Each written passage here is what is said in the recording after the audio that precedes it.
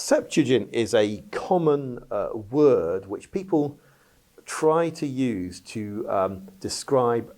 a translation of the Old Testament from Hebrew into Greek. I don't like the term at all because I think it's although it looks like an old term, people have been using the Latin word Septuaginta, meaning 70, for a long time, and there's been a story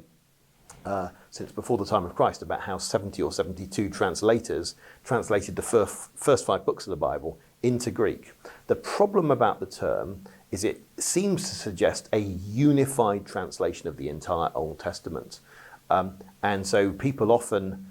will use their Bible software, or they'll buy a book called Septuagint and they will think that there's some unified translation here, when really what you have is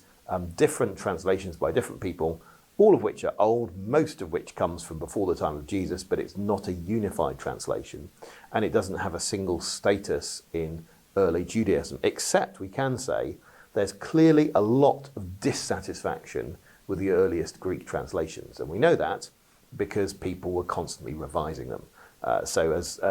From the earliest times, it seems there's a tendency to say we need to get closer to the Hebrew, and there were several different translators: Aquila, Symmachus, Theodotion,